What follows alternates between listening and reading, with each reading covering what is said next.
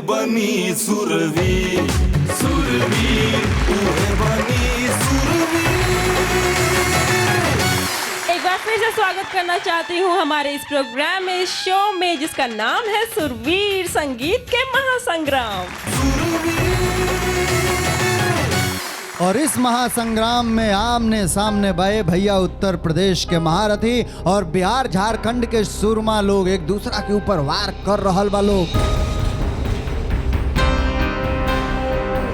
के कौना वार से घाई हो जाई, के कौना वार से बच जाता, देखे में बड़ा मजा आवता भैया, बड़ा दिलचस्पी बाटे। लेकिन आज हम अपना अगला प्रतिभागी के बुलावे से पहले एगो ऐसन कहानी सुनावे जाता नहीं जौन अपनी आप में बहुत रोचक कहानी बा, बड़ा रोमांचक कहानी बाटे। एक कहानी बाटे एगो ऐसन लड़की के भैया जेकर बियाह हो गई रहे और बियाह के बाद आपन घर छोड़ के डोली में बैठली और बैठ के अपना ससुराल के जात रहली कि उनके पिताजी की आंखी में आंसू देखली और देख करके पूछली कि बाबूजी काहे के रोआ ताड़ा। बाबूजी कहना कि ये बेटी एगो ये बाप को ख्वाहिश बाटे कि दुआर छोड़ला से पहले एगो गीत सुना जाइतु। बेटी कैसे बाप का दिल टूट सकेले भैया। वो बेटी कहली बाबूजी हम जरूर सुनाई। बाबा डोली से वापस उतर के वापस अपने अंगना में अली और अंगना में अले के बाद अपने विदाई के गीत खुद गौली और गा करके तब गईली। तो जवन वो विदाई के गीत गौले रहली, हम चाहब के हमन के सामने बैठल शारदा सिन्हा जी के रहुआ वो गीत सुनाई। काहे से कि सौभाग्यशाली बेटी के हुआ और ना शारदा सिन्हा जी रहली। वो गीत दो गीत रहल। तो एगो गीत जे मिथिलांचल में जेकरा समदाउन कहल जाला जी, वो गीत रहे। वो जे 4 लाइन याद बा, स्मरण बा। बिल्कुल सुनल चाहिए, पूरा भोजपुरिया जहान सुनल चाहिए, हमन के सुनल चाहब कि बड़ रे जतन साए सिया धिया पोसलो, सिया धिया पोसलो, से हो धिया राम ने जाए। आगू आगू रामचंद्र पाछू पाछू डोलिया, पाछू पाछू डोलिया, तई पाछू लक्ष्मण है भाई। चारी कहरिया, चारी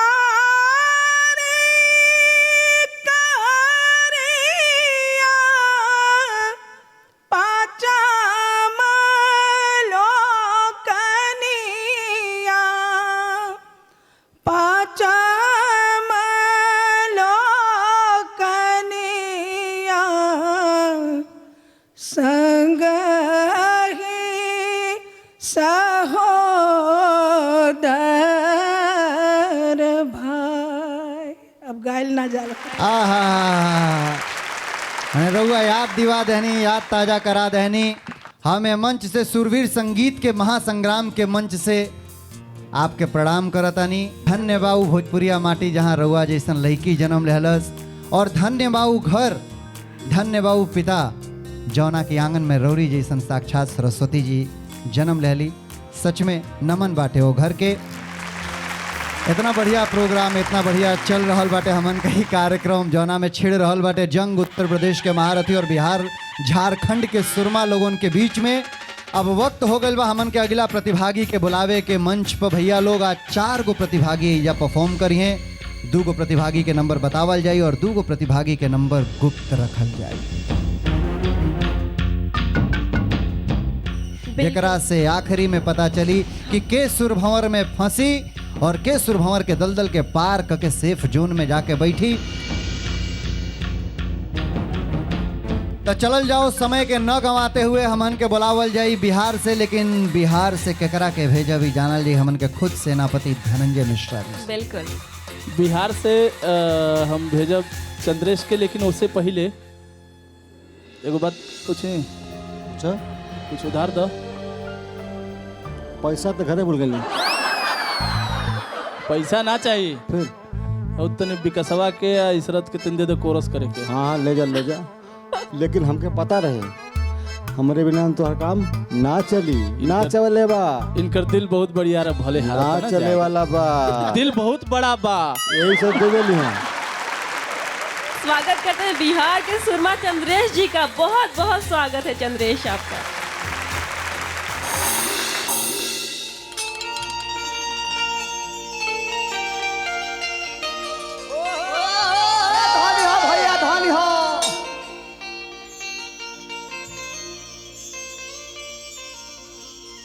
ब्रह्माशा के भाव लागल भैया, ब्रह्माशा के भाव लागता। कैसे? हमारा गांव के मुखिया जी बानी, नया नया बिया होके आई रहता, वहाँ के बाहर चल गई बानी। आ मेहरारू ब्रह्माशा के भाव में 12 महीना के दुख बतावत है। कैसे बतावत? कैसे बतावत हो? ये तो बुझे के बा, ई बुझल त ब्याह सना तलील गणास। अरे दिया मुकुंद बिलखती है मेहरारू। जब मेहरारू बिलखेली सो बड़ी दुख होला। कैसे बिलखतिया? और की बिलखत गोरी हो, बिलखत गोरी। अरे तनी और छाव में हो मुकुंद। और बिलखत गोरी हो, और बिलखत गोरी। अरे दिया भैया आ देखो सावाला बिलो बिलखत गोरी। देखो सावला बिना बिना कता गोरी। आ देखो सावाला बिलो बिलखत गोरी। देखो सावला बिना बिना कता गोरी। आ बिलखत गोरी हो, बिलखत गोरी। बिना कता गोरी हो बिना कता गोरी। आ बिलखत गोरी हो, बिलखत गोरी। बिना कता गोरी हो बिना कता गोरी। आ देखो सावाला बिलो बिलखत गोरी। देखो सावला आई। बिना बिना कता गोरी। आ देखो सावाला बिलो बिलखत गोरी। देखो सावला बिना बिना कता गोरी। अरे धन हो अरे दिया धोती डांस, धोती डांस। भैया किसका?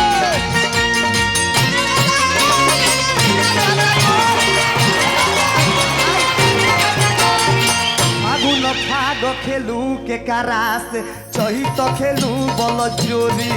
फागुन फाग खेलू के करासे, चैत खेलू बल जोरी।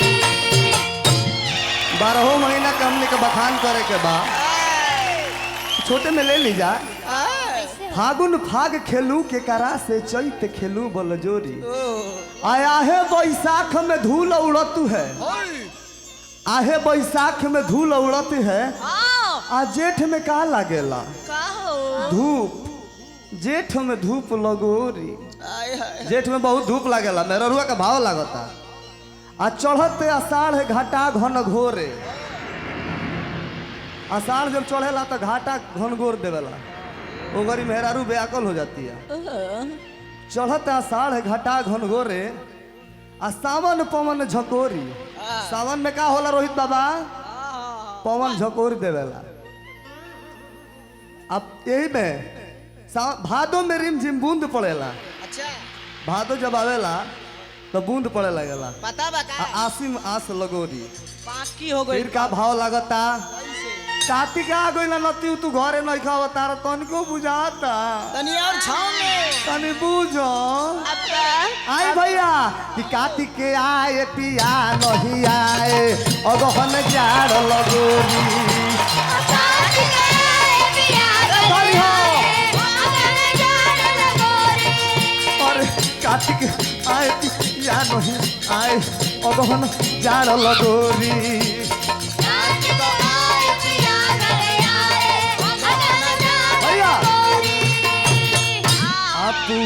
में सखी अरे पूस में सखियों से पड़त है ठंडा मार दे ठंडा। भैया अरे पूस में सखियों से पड़त है आ माघ में जब माघ आई था तो आ गई घरे उनकर मेहरा रुआ जानते कि हमारे भागे जागी गई अरे माघ में भागे जगोरी अरे माघ में भाग जगोरी देखो सवाला बिनो बिलो खत गोरी देखो सवाला बिनो बिलो खत गोरी बिलो खत गोरी हो बिलो खत गोरी अरे बिलो खत गोरी हो बिलो खत गोरी आ देखो सावाला बिलो बिलो खत गोरी देखो सावाला बिलो बिलो खत गोरी आ देखो सावाला बिलो बिलो खत गोरी देखो सावाला बिलो बिलो खत गोरी देखो सावाला बिलो बिलो खत गोरी हाय हाय